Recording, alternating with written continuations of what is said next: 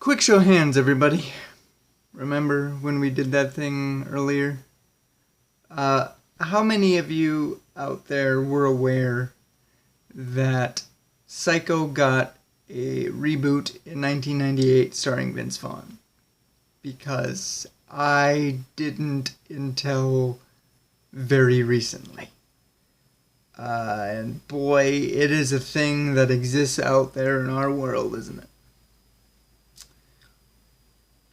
To just get straight to the point, it's a shot-for-shot remake of the original film.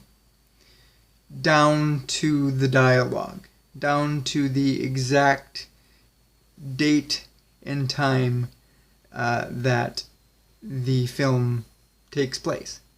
With the obvious exception being just set 38 years later. And really kind of soul-searching after I watched this. I feel like my biggest personal disappointment lies in Vince Vaughn himself. Now, I must confess that I'm not very well versed at all with his early works.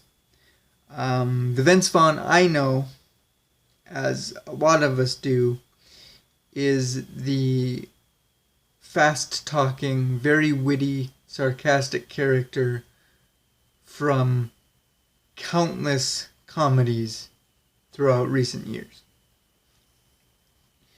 And I think the most semi-serious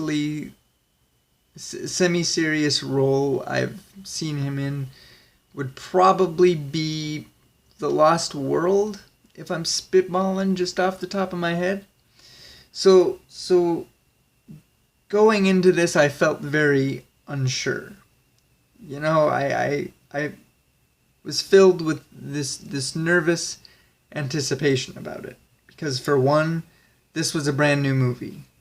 Uncharted territory for me. But two, the way that I went into it was, okay, his performance is either going to be original, off the wall, wacky, fun, that's going to make this movie stand out, or it's going to ruin it and make it stand out for the exact opposite reasons. The thing about it, though, is that it really didn't do either. The big issue for me was that I didn't get to see Vince Vaughn's adaptation of Norman Bates. What I saw was him giving his best attempt to impersonate Anthony Perkins' take on Norman. And the same could be said for the entire cast. It really felt like, they were just shoved in a room, they were shown the original film, and they said, this is the exact film that we're making. These are the exact characters that you're expected to play. And to their credit, they do. Almost to a T, just worse somehow. And I'm not going to sit here and try to tell you that in 2023, the original cast, as far as acting is concerned, is some of the best performances that you'll ever see. Maybe in some cases more than others they are, but I'm not going to try to convince you of that. The primary difference, though, is that regardless of how you feel about it, they are synonymous with those characters. They are through and through those characters. That cast was the ones that were charged with bringing those characters to life from the pages of that script to the silver screen. And here, there's almost no soul. watching it, I couldn't help but really get the impression that nobody wanted to really be here doing this thing.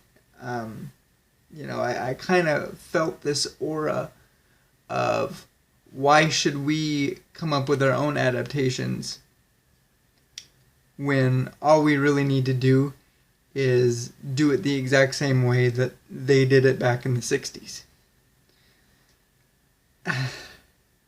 I don't know. I guess the biggest thing that I can say about it is that if you are wanting me to buy into this, right? You're just selling me on an updated version of the original film, and that's all you're giving me. At least in this case, I would just rather watch the original film. I don't know that there's too much else to say about that. What I will say is that probably the biggest travesty in terms of the overall film collectively is the Psycho House. You've heard me talk before saying how important I felt that house was, how iconic it is to our pop culture and film histories respectively. This is not that house. Not even the least bit. Not even close. Like to the point that if I didn't have the context of the movie, that long walk from the motel up the hill to that house, you could have fooled me. No idea. And I don't, obviously, there's got to be some creative reasoning for that. I don't know the ins and outs and all arounds of the production of this thing or the behind the scenes, but I just couldn't help. The fan in me just walked away from this feeling like, I'm not asking for the original house. Yes, that would be nice, but ultimately that's not what I need. What I need is at least the same kind of house, one with a similar structure, just enough so that as a fan I can make those those connections, those distinctions, enough to say, obviously I know that's not the original house, but that still looks like the Psycho House. I don't know. Ultimately, I'm disappointed. This movie just didn't grab me. It didn't do anything for me. And I hate to leave the Psycho series, to end it on such a sour note. But that's my honest opinion. That's my view on it. That's what I saw, and that's what I experienced. And I know that we still have the made-for-TV movie floating around, as well as the Bates Motel TV show, which I won't guarantee that we will circle back to, but I would like to, and Lord willing, eventually I may. But what was most important here was that I just wanted to get through the main films before moving onward and upward to the next series, or the next franchise, if you will.